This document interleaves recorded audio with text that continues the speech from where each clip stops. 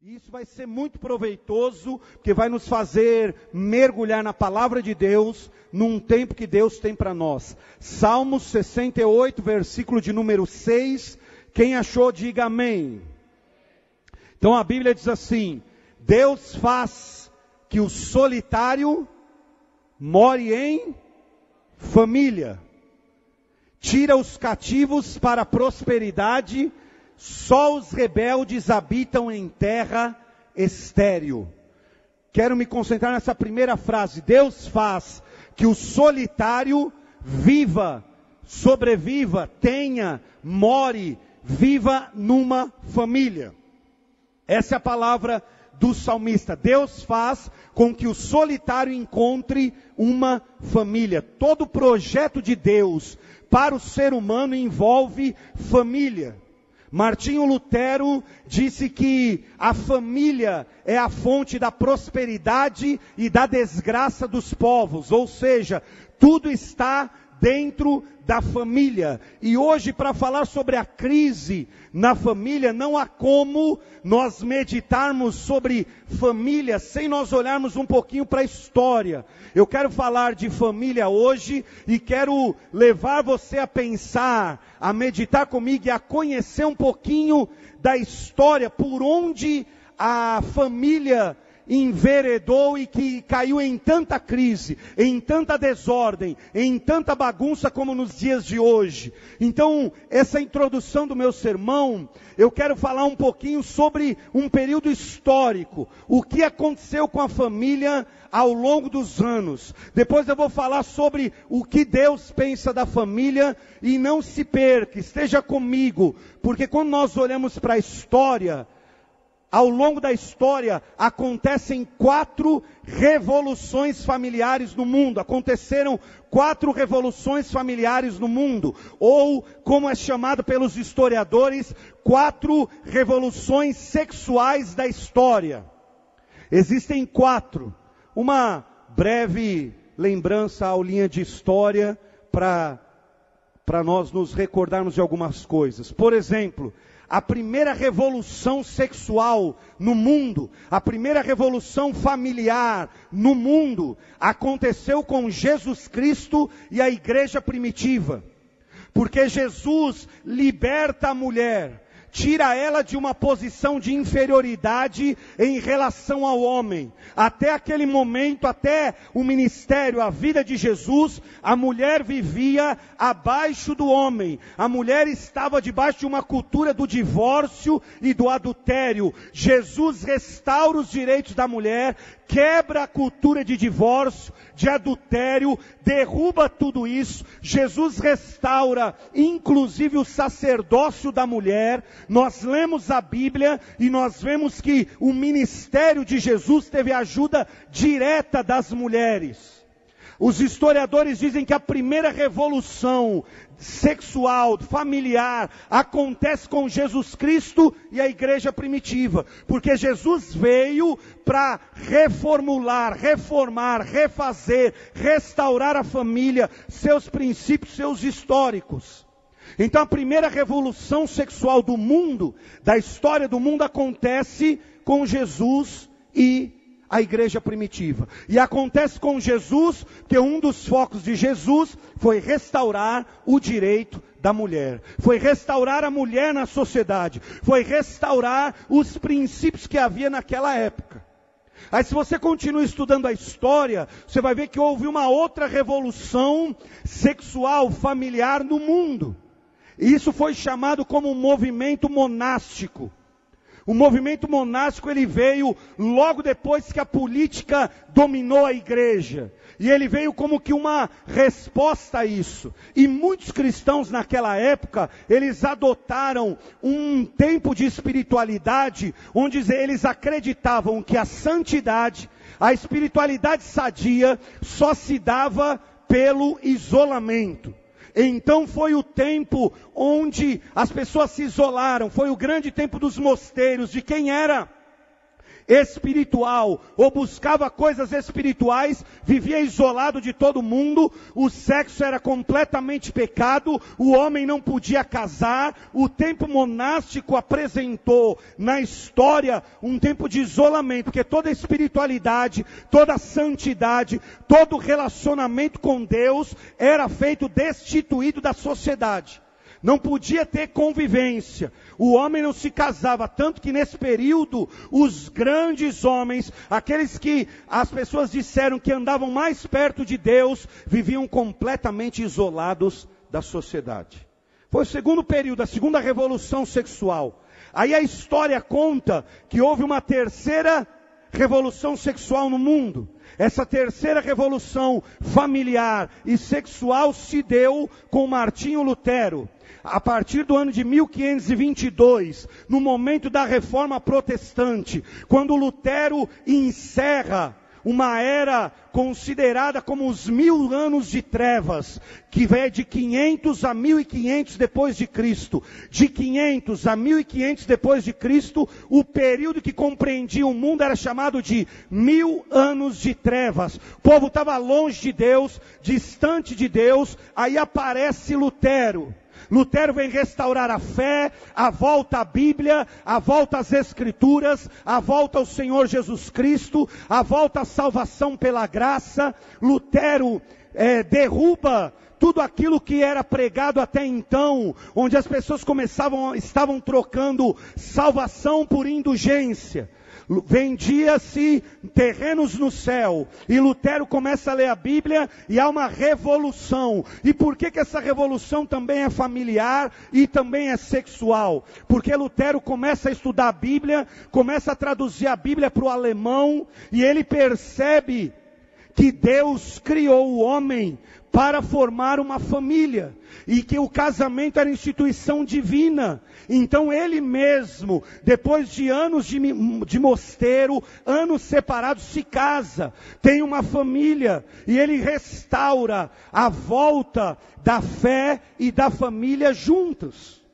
Isso dura até a década de 60, isso dura até 1960, porque em 1960 acontece talvez a maior revolução familiar e sexual até os dias de hoje. Ela é conhecida como a Revolução de 1960. Porque em 1960 começa o movimento feminino, ou feminista, como foi chamado lá atrás. Dizem os historiadores que foi a hollywoodização do mundo, onde os Estados Unidos entrou em todo o mundo e começou a disseminar toda a sua história. Isso é importante para nós entendermos por que nós estamos vivendo num tempo tão difícil para a família.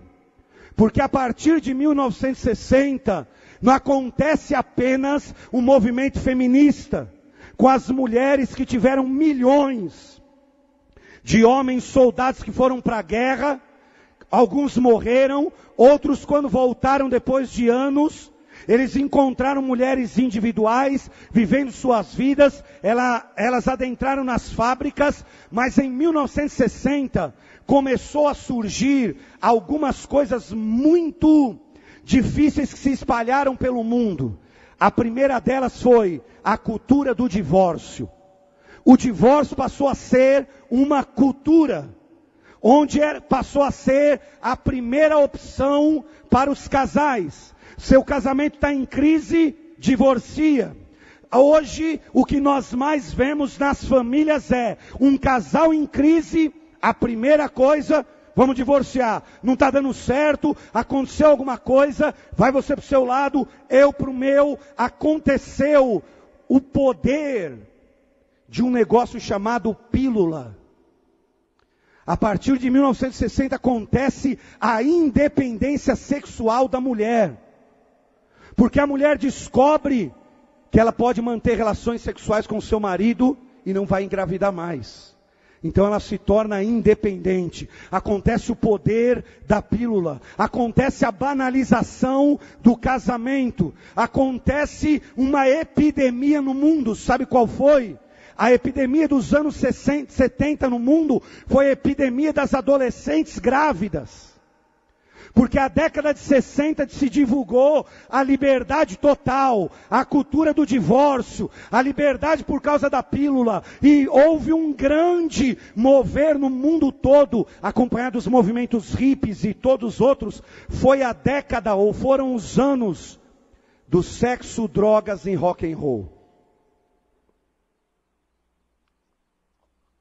Isso começou em 1960, na grande revolução sexual, mas isso trouxe também, junto com tudo isso, um negócio chamado a indústria do aborto, que hoje nós vemos em boa parte do mundo legalizado. Hoje, por exemplo, no Brasil, o governo está transformando, ou quer transformar um aborto, legalizar o aborto, e ele está colocando isso como direitos humanos. Se você ler essa semana as reportagens sobre o aborto, sobre a discussão do aborto, o governo está colocando assim, isso é uma inversão moral. Como é que aborto pode ser direito humano, se está matando uma criança? Isso começou a acontecer. Abuso infantil, distorções no campo da moralidade, da sexualidade. É preciso dizer que o fundo do poço da sociedade está no casamento. O fundo do poço da sociedade dos nossos dias está no casamento. Porque hoje, e começou isso também na década de 60, se prega o quê? É possível ter uma família sem casamento.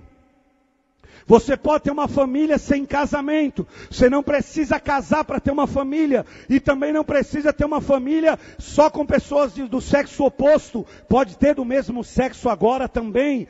Hoje se propaga a ideia da família sem casamento. Ou seja, a ideia qual é? É de que pode-se existir uma família sem amor, sem compromisso, sem lealdade, sem dedicação, sem aquilo que Deus escreveu na Bíblia. Dá para ter uma família, não precisa casar. Você pode ter uma família sozinho. A mulher escolhe quando ela quer ter um filho e de quem ela até quer ter um filho. Fácil, não tem problema. Pode escolher o homem, ela tem um filho, mas nós não vamos ter nada, nós só vamos ter um filho porque eu quero ser mãe. A família banalizou, o casamento banalizou, e sabe onde tudo isso está arrebentando, desembocando nas gerações que nós vivemos, e vai desembocar nas próximas gerações também, porque o que nós mais temos hoje é uma geração órfã, é uma geração com espírito de orfandade, imoralidade, delinquência, doenças emocionais, distanciamento de Deus. E o que nós vemos é que o ser humano a cada dia se distancia de Deus porque perde os seus valores familiares. A família está ficando em segundo plano. E só há uma resposta a isso, só há um lugar que pode promover a restauração, e esse lugar se chama igreja. A igreja é a última esperança, porque tem a palavra do retorno a Deus, do retorno à família, do retorno ao que Deus ensinou, do retorno às coisas principais, dando a você esse histórico de que o que está acontecendo hoje, não começou hoje, mas começou há muitos anos atrás, e vem se espalhando na nossa sociedade, e daqui a 10 anos, sinceramente, não dá para saber como é que serão as famílias. Não dá para saber como é que serão as famílias daqui a 10 anos. Você pode imaginar como vai ser uma família daqui a 10 anos? Não dá. Não dá nem aliás, não dá nem para pensar, porque 2 homens estão achando que podem criar uma criança. Agora é tudo bom, vamos ver daqui a 10 anos o que vai acontecer. Vamos ver como é que vai ser essa criança daqui a 20 anos. Vamos ver como é que ela vai ser na adolescência. Isso vai desembocar numa crise profunda na família. Meus irmãos, o que eu quero dizer para vocês é que a crise que a família passa hoje vem de longos anos. Essa história que eu estou contando para vocês é a nossa história, é a história do mundo, é da onde tudo veio. E hoje o que eu quero dizer para você é que Deus sempre pensou em termos de família. Quando nós lemos esse versículo que lemos hoje, Deus faz do solitário morar em família. É porque Deus, tudo que fez, e um dos aspectos mais extraordinários da bênção de Deus, é que a bênção de Deus, a graça de Deus, não está vinculada a um único indivíduo. Deus, quando quer abençoar, Ele sempre pensa em família. Leia a Bíblia. Gênesis capítulo 12, versículo 3, Deus chama Abraão e diz para Abraão: em ti serão benditas todas as famílias da terra. Deus recomeça com Abraão, mas diz: Abraão, a minha bênção será sobre você, sobre a sua casa. Deus não pensa no ser humano como individual, sozinho. Apesar da salvação ser uma escolha individual, apesar do seu destino eterno ser definido por uma escolha sua, somente sua, Deus sempre pensa em termos de família. A Bíblia sempre nos mostra Deus pensando em termos de família. E assim como Deus não pensa só no indivíduo, pensa em família, o inimigo também não pensa só no indivíduo, ele pensa em família. Assim como Deus não quer abençoar só você, Ele quer abençoar toda a sua família. O diabo não quer destruir só você, ele quer destruir toda a sua família. Assim como Deus olha para o ser humano e o vê como família, e a história de Jó mostra isso, o inimigo também luta para destruir toda a família. Ele não está contente em destruir só você, só a sua fé, somente a sua vida espiritual. Ele vai lutar para fraquejar você, destruir tua família, acabar com a fé na tua casa, promover divórcio, promover contenda, acabar com seus filhos. O ataque do inimigo é familiar, assim como a bênção de Deus é familiar. Eu quero falar para vocês sobre algumas coisas hoje. E eu quero dizer para vocês hoje 4 coisas importantes que Deus fala sobre família. Primeira delas, Deus fala de bênçãos familiares. Deus fala que o ser humano que o busca, que o obedece, vai receber bênçãos para ele e para a sua família. Deus fala que tem bênçãos para a sua família toda, meu querido. Você quer ver na Bíblia? A casa de Potifar, Gênesis capítulo 39, versículo 5. A Bíblia diz: e Deus abençoou a Potifar e toda a sua casa por causa de José. Você quer ver outra família abençoada por causa de uma pessoa? As parteiras de Moisés, Êxodo capítulo 1, versículo 21. As parteiras e toda a casa delas foram abençoadas, porque elas não entregaram Moisés para morrer. A casa de Cornélio, Atos capítulo 11, versículo 14. O Espírito Santo não veio só em Cornélio, veio na casa toda. O avivamento não veio só para um homem, veio para a família inteira. Você quer ver outro exemplo? Atos capítulo 16, versículo 30. O carcereiro que se converte com o testemunho de Paulo. Paulo diz: creia no Senhor Jesus e você e sua casa serão salvos. A bênção de Deus é para toda a família. O que eu estou querendo lhe dizer é que a primeira coisa que a Bíblia ensina é que Deus pensa sempre em família. Ele não quer abençoar só você. E entenda isso, você estar aqui hoje vai trazer bênçãos para você, mas não vão se limitar só em você. Vai para o seu filho, para a sua esposa, para o seu marido, para os seus filhos todos, para os seus primos, para os seus pais. A bênção de Deus atinge a nossa família, irmãos. Deus fala em bênçãos familiares.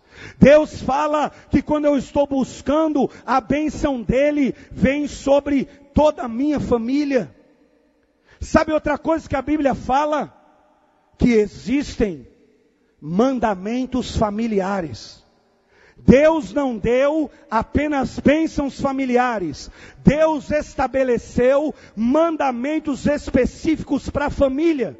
Se você ler a Bíblia, tem mandamento para o pai, tem mandamento para o filho, tem mandamento para a esposa, tem mandamento para toda a família. Deus na Bíblia estabelece mandamentos para maridos, para cônjuges, para todos. Deus colocou mandamentos para cada pessoa da família. E sabe o que a Bíblia diz?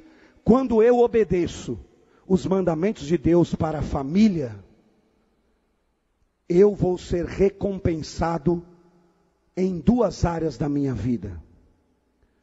Efésios capítulo 6 diz que quando eu obedeço os mandamentos de Deus para a família, eu recebo bênçãos em duas áreas da minha vida. Sabe quais são? Prosperidade e longevidade. Vida próspera e longa.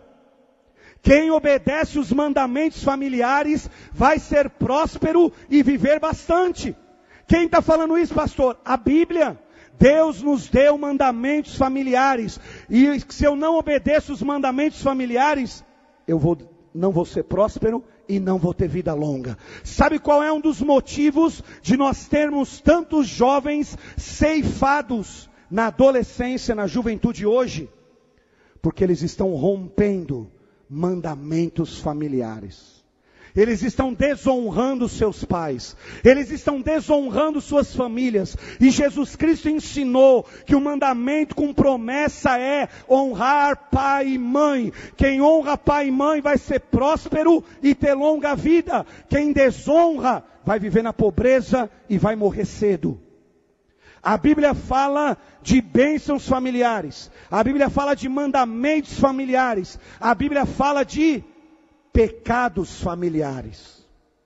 A Bíblia fala que existem pecados que são cometidos no âmbito da família. E sabe o que a palavra de Deus diz? Pecados cometidos no âmbito da família trazem consequências desastrosas. Podem ser perdoados, pode haver restauração, mas as consequências são desastrosas. Deus dá importância à família. Sabe outra coisa que Deus diz sobre família? Fé e família são inseparáveis.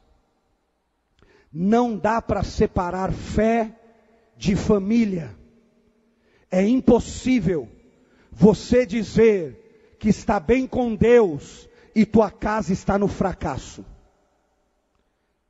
A Bíblia une fé e família. A Bíblia diz que uma coisa depende da outra. Sabe por quê, querido? Deixa eu dizer uma coisa para você. Deus em toda a Bíblia se revela através da família. Sabe por que Deus quer abençoar a tua família? Não é porque Ele ama a família. Não é porque Ele criou a família. É porque Deus se revela e se faz conhecer pela família. É porque Deus se apresenta ao ser humano através da figura da família. Não é por você que Deus quer abençoar a tua família, é por Ele. Às vezes nós não conseguimos entender que toda a revelação de Deus na Bíblia foi apresentada através de figuras familiares. Você quer ver? Toda vez que Deus quer apresentar algo que Ele é, Ele se coloca na pessoa de alguém da família. Deus diz assim, quando Ele quer mostrar que Ele não esquece de você, Deus diz assim em Isaías, capítulo 49, versículo 15. Ainda que uma mãe se esqueça de um filho que ainda a mama, eu, o Senhor, não me esquecerei de você. Deus se revela através da figura de uma mãe. Se você continuar lendo a sua Bíblia, Mateus capítulo 7, você vai ver que Deus se revela na figura do pai também. Ele diz, se vocês que são maus, querem dar coisas boas aos seus filhos, quanto mais eu, o vosso Pai do céu, não lhes daria tudo. E ele disse: um filho te pede pão, você vai dar pedra? Deus se mostra ao ser humano pela família. Você pode ver, por exemplo, se você ler o livro de Hebreus, você vai ver Deus falando que quando Ele nos disciplina, nos corrige, sabe qual linguagem Deus usa? De pais e filhos. Hebreus capítulo 12 diz: assim como um pai corrige o seu filho para que ele não se perca, Deus nos ama e nos corrige para que nós não nos percamos. A família terrena é uma réplica incompleta e imperfeita da família celestial. Você quer ver outra figura? Quando Deus quer mostrar o seu amor, Ele diz assim: maridos, amem vossas mulheres, assim como Cristo amou a igreja. Ele compara o amor de Jesus por nós com o amor que um marido tem que ter pela esposa. Toda a apresentação de Deus para nós é por figura da família. Você quer ver outra? Jesus diz que Ele é o noivo e a igreja é sua noiva. Ele se mostra sempre pela família. Toda revelação de Deus se dá através de figuras familiares. Por que isso, irmãos? Porque fica mais fácil de nós aprendermos quem é Deus. Você é pai, Deus quer se mostrar pai, Ele diz: assim como você faz isso para o seu filho, eu também sou pai. É por isso que toda experiência familiar que eu tenho, ela serve, ela passa a ser uma espécie de lente, de filtro, pelo qual eu enxergo a Deus. Por isso que uma visão distorcida da família, significa uma revelação incompleta de Deus. Olha isso, uma visão distorcida da família, significa uma revelação incompleta de Deus. Uma pessoa que viveu toda a sua vida com a ausência de pai, não consegue enxergar Deus como pai. Sabia? Uma pessoa que teve problemas com o seu pai, não consegue tratar a paternidade de Deus. Ela só vê Deus como carrasco, porque assim foi o seu pai com ele. Ela só vê Deus como aquele que corrige, que espanca, que castiga, porque o pai só fez isso com ela. Uma pessoa com dificuldade com sua mãe, tem dificuldade em lidar com o Espírito Santo. Toda experiência da fé tem a ver com a nossa família, porque Deus se revelou na Bíblia sempre pela família. Toda vez que Deus se revelou, Ele se mostrou através da família. Por isso que é trágico quando nós vemos a família em crise, porque Deus não se revela, não quer se revelar numa família com divórcio. Como é que Deus vai dizer para nós vermos Ele numa família onde duas mulheres estão vivendo juntas? Como é que nós vamos ver Deus na figura de uma família assim? Como é que nós vamos ver Deus? E Deus todo o tempo se revelou em família. Irmãos, fé e família são inseparáveis.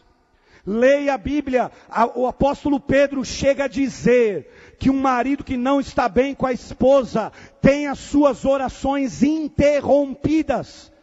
1 Pedro capítulo 3 versículo 7, se o marido não está honrando a esposa e vice-versa, como tem que ser, a oração fica interrompida. Ou seja, não adianta nem orar, porque fé e família trabalham juntas. O apóstolo Paulo fala a Timóteo que se quem não pode governar a casa, também não pode governar a igreja. Porque fé e família andam juntos, fé e família caminham o tempo todo junto. O que a família está precisando nos dias de hoje é de restauração. O que a família precisa, o que a minha casa, tua casa, todas as famílias da terra precisam é restauração. Porque Deus se mostra, se revela pela família. E eu quero encerrar minha palavra de hoje com vocês, levando-os ao primeiro milagre de Jesus no Evangelho de João, capítulo de número 2 de João. E se você puder abrir a sua Bíblia, faça o favor. João capítulo 2, versículo 1, perdão.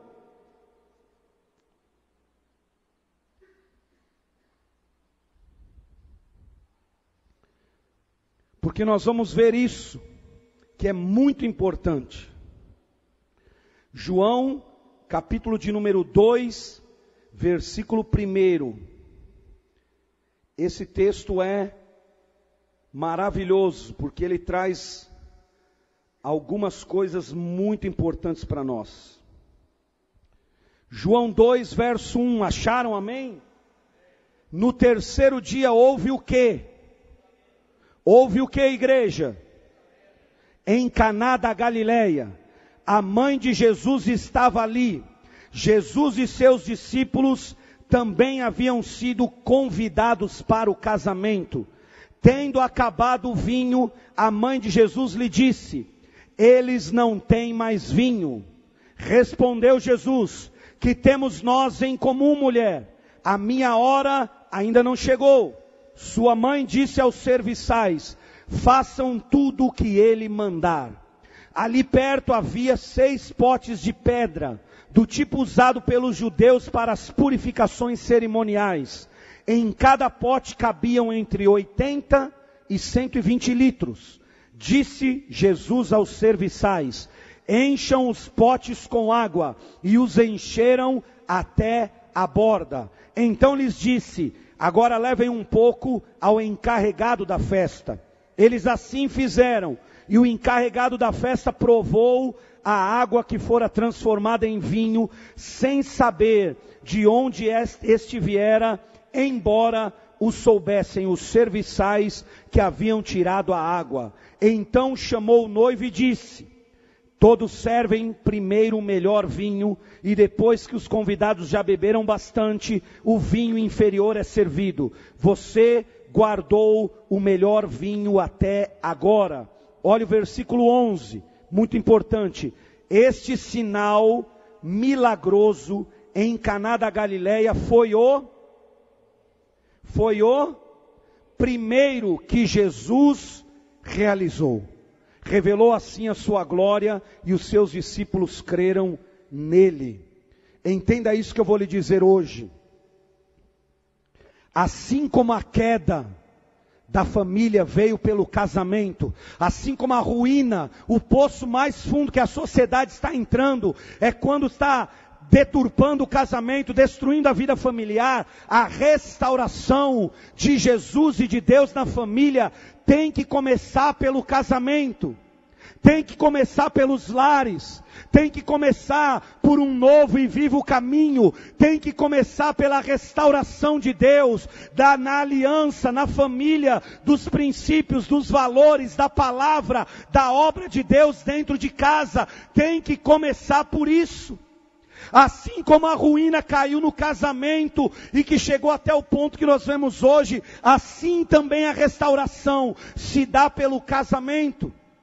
Esse texto que lemos é importante por algumas questões. Primeira, Deus está interessado em agir na família, no casamento, antes mesmo de realizar qualquer outro milagre. Deus está interessado em curar a sua família, libertar a sua casa, restaurar seu casamento, mais do que realizar qualquer outro milagre. Quem falou isso, pastor? A história bíblica. Diz que o primeiro milagre de Jesus foi num casamento. Por quê? Jesus podia ter feito o primeiro milagre curando um cego. Jesus poderia ter feito o primeiro milagre levantando um paralítico, fazendo um surdo ouvir, um mudo falar, até um morto ressuscitar. Mas o primeiro milagre de Jesus, diz a Bíblia, com este sinal Jesus começou os seus milagres. Qual sinal? a restauração de um casamento, a transformação de água em vinho numa festa de casamento. O que esse princípio nos mostra? Que Deus está interessado em agir no casamento e na família, mais do que fazer qualquer outro milagre. O que eu estou querendo lhe dizer hoje é que o maior interessado em restaurar a tua família, curar esse casamento, refazer a história familiar sua, não é a igreja, não sou eu, não é uma denominação, é o próprio Jesus Cristo. Ele está interessado em fazer o maior milagre dele, e o maior milagre aqui vem como restauração de um casamento, restauração de uma família. Não há nada tão grande quanto uma família restaurada. Não há nenhuma propaganda mais abençoada para uma igreja do que uma família inteira curada, restaurada, casamento novo, vida restaurada, pais restaurados, filhos voltando para casa, filhos com relacionamentos sadios com pais. Não há nada mais poderoso do que isso. Não há nenhum milagre mais poderoso do que este. Obviamente com exceção da salvação eterna que eu estou falando aqui. Que eu quero dizer para você, primeiro lugar, Deus está mais interessado em restaurar a tua família do que restaurar qualquer outra área da tua vida. Você entende isso, meu irmão? Porque você pode ter muito dinheiro e um casamento destruído. Sabe do que vai valer? De nada. Você pode ter sucesso, você pode ter saúde, mas ter a família destruída, ter um filho nas drogas, ter um lar destruído, ter um lar com divórcio, ter um lar marcado por separações, não vai valer de nada. Essa noite eu quero te dizer, Deus está interessado em restaurar a tua família, refazer teu casamento, ressuscitar o que está morto na tua casa. Deus é o maior interessado em restaurar famílias. Essa é a maior palavra de Deus para nós, irmão. Portanto, se você está aqui hoje, essa notícia é extraordinária para você. Não há casamento que Jesus não possa transformar. Não existe situação familiar que Deus não possa reverter. Não existe um lar tão destruído que o nosso Deus não seja capaz de ressuscitar com poder. Não há, irmãos. Jesus começa o seu milagre em Caná da Galileia, num casamento, para mostrar que Deus está interessado em restaurar casamentos e famílias antes de qualquer outra coisa. Segundo, esse texto nos ensina que na vida familiar, o vinho sempre acaba. O vinho na Bíblia é símbolo da alegria. Pessoas que viveram embriagadas em suas relações familiares, hoje estão desanimadas, caídas e jogando tudo para o alto. Pessoas que viveram tempos de bênção no casamento, dias felizes, tempos preciosos, hoje estão sem conseguir conviver com seus cônjuges. Porque Jesus mostra nesse texto que o vinho diminui e acaba nas relações familiares, se não for bem cuidado. Jesus está ensinando, e o que acontece em muitas famílias é que o vinho acabou. O que tem acontecido em muitos lares é que a alegria arrumou as malas e foi embora. O que está acontecendo com muitos casais é que, em vez de crer que Deus restaura tudo, eles decidem escolher seus próprios caminhos. Vou refazer a minha vida. A alegria acabou, o vinho acabou. Mas quando Jesus está presente, mesmo quando o vinho acaba, Ele ainda opera milagres. Ele ainda transforma situações. E é a terceira coisa que eu quero dizer para você. Talvez você está aqui hoje e sua família viveu tempos de alegria. E agora você está vendo que o vinho está acabando. E agora você está percebendo que a situação não está tão boa como estava antes. O casamento não está tão saudável como estava antes. As relações familiares foram se deteriorando, foram se perdendo. O vinho foi acabando. É hora de parar, meu irmão. É hora de pensar. Não é hora de aceitar. Não é hora de dizer é assim mesmo. Não é assim mesmo. Porque a terceira coisa aqui que aparece nesse texto, a terceira revelação de Jesus para a família nesse texto, é que o milagre aconteceu porque Jesus estava naquele casamento. E uma coisa impressionante aqui, sabe qual é para mim? É que Jesus não foi convidado de última hora. Porque hoje, o que as famílias fazem é ir atrás de Jesus de última hora. A crise aperta, o desemprego chega, o casamento está em crise, vou para a igreja. Estou numa luta, aí Jesus recebe um convite, meu irmão, de última hora.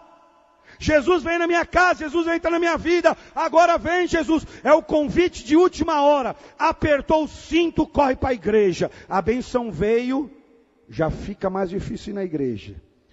Porque aí as festas são mais convidativas. Aí os outros programas aparecem mais para nós. Jesus não foi convidado de última hora. Ele não foi convidado para resolver um problema ou uma crise nesse casamento. Ele já estava lá. Ele já tinha sido convidado. Aliás, o milagre aconteceu porque ele estava presente. Porque ele estava presente, ele operou o milagre. Ele não foi convidado de última hora. Ele não foi chamado só para a crise. Ele já estava lá. Já tinha estado lá. Meu filho, minha irmã, meu irmão, marido, pai, entenda isso. Jesus não pode ser o convidado só das horas difíceis. É hora de você convidá-lo definitivamente para a tua vida, para a tua casa, levar a Ele a sua palavra, a obediência aos mandamentos, levar tudo isso para dentro do teu lar, recuperar o que se perdeu, avivar o que se apagou, renovar o que foi embora. Tenha Jesus dentro da sua casa o tempo todo como convidado especial e não só como convidado de última hora. Essa foi a grande questão desse casamento. Porque estava presente, um milagre foi operado por Jesus. Tem gente que está convidando Jesus só depois que a casa caiu. Só depois que a tempestade passou.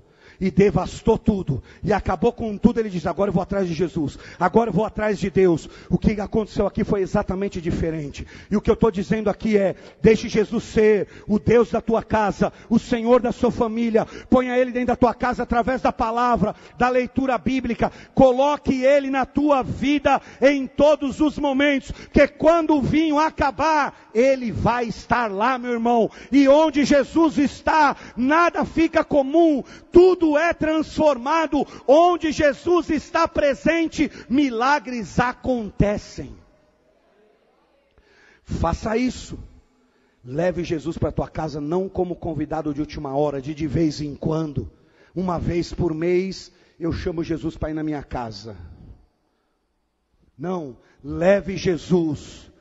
Assuma um compromisso com Ele. Entregue tua vida a Ele. Coloque-se no altar dEle. Meu irmão, se dê todo a Ele, cumpra os mandamentos, se batize, se entregue por completo, leia a Bíblia, leve a palavra, pratique a obediência dentro da tua casa, você vai ver que Jesus vai estar lá, porque onde isso acontece, Jesus está lá, Jesus está lá.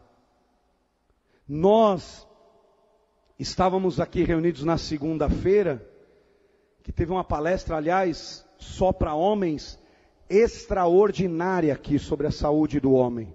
Uma palestra que, se fosse dada em qualquer outro lugar, não seria menos de R$1.000 por pessoa. Porque o médico que nós trouxemos aqui do Hospital das Clínicas da USP, falou sobre a saúde do homem, um tempo extraordinário, segunda-feira aqui. Foi demais, tanto é que nós vamos fazer um segundo tempo, que não deu tempo dele falar tudo, e vai falar um segundo tempo aqui só para os homens. Que coisa extraordinária que foi na segunda. Mas um irmão disse uma coisa interessante segunda-feira, e eu fiquei pensando nisso.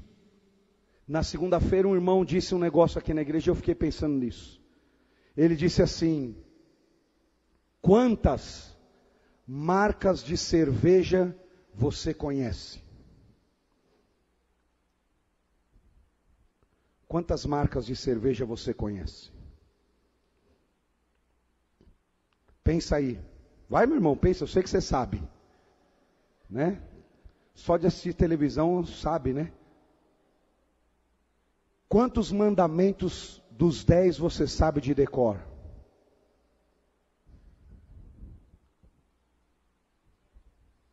Porque o grande problema é que as pessoas conhecem mais as coisas do mundo do que de Deus. Tem gente que sabe falar os 11 do seu time, mas não sabe falar nem 2 mandamentos de decor. Tem gente que sabe falar toda a escalação, meu irmão, que vai jogar hoje, amanhã, não sei quando, mas não consegue falar o Salmo 23 de decor. Sabe o que é isso? É que Jesus, na maioria dos lares, está sendo convidado só de última hora. Só de última hora. Apertou, engrossou o caldo, vem Jesus. E aí, meu irmão, vem aquele tipo de clamor. Jesus vem rápido porque estou morrendo. Aí a gente quer tudo rápido, veloz. A gente quer tratar com Deus como se mandasse um e-mail. Não, Jesus é rápido, está demorando, a resposta não vem.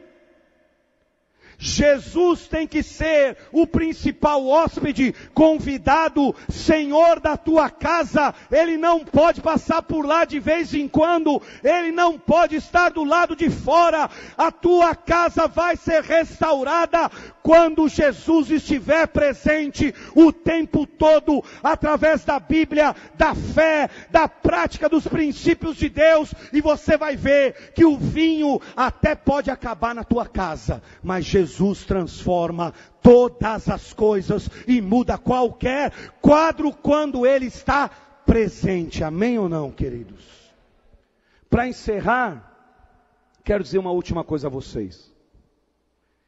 É que esse texto que lemos aqui mostra para nós a qualidade dos milagres que Jesus realiza.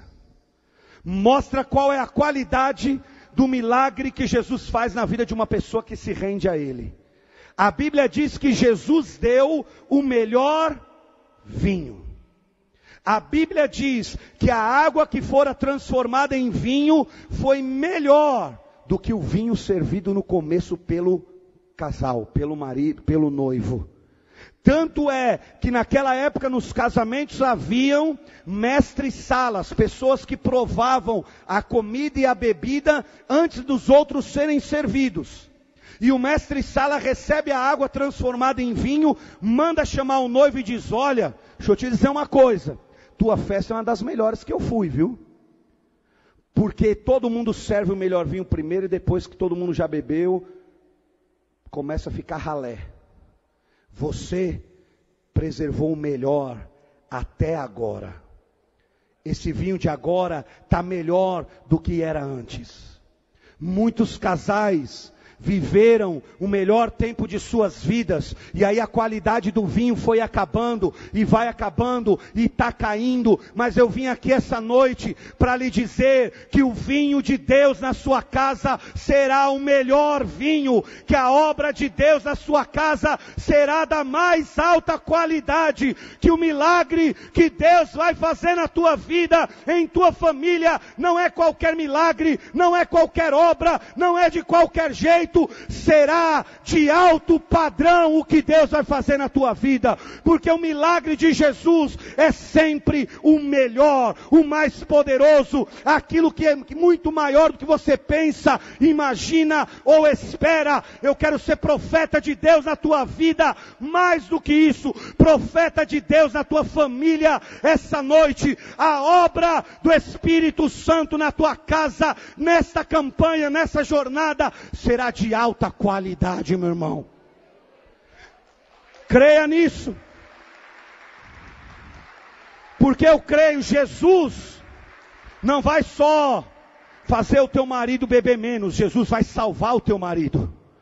Jesus não vai só, meu marido já está fumando bem menos. Não, Jesus não vai só, Ele vai libertar a tua casa, libertar a tua família, porque o milagre de Deus é de alta qualidade. Jesus não vai fazer só o teu filho ficar mais bonzinho, melhorzinho. Em nome dEle eu declaro e profetizo na tua vida, Ele vai trazer teu filho para o altar dEle, aleluia. Ele vai restaurar por completo, porque o milagre de Deus é da mais alta qualidade. O vinho de Deus é da mais alta qualidade. Meu irmão, talvez a tua família hoje, o vinho está caindo de qualidade, está sendo servido o pior, está quase acabando, mas essa noite Deus te trouxe aqui, porque Ele vai transformar a tua vida. E a coisa mais extraordinária na presença de Deus é que Ele tem vinho novo para nós. É que Jesus disse: Ele tem vinho novo, Ele tem restauração, Ele tem uma nova família, que é com a velha família. Porque quando às vezes a gente fala na igreja de Deus tem uma nova família, a pessoa diz, a pessoa já está em crise no casamento: Deus vai me fazer eu separar, me dar uma nova pessoa. Não, meu filho, a nova família é com a velha família que Deus tem o poder de restaurar, melhorar, curar, porque o milagre de Deus é da mais alta qualidade.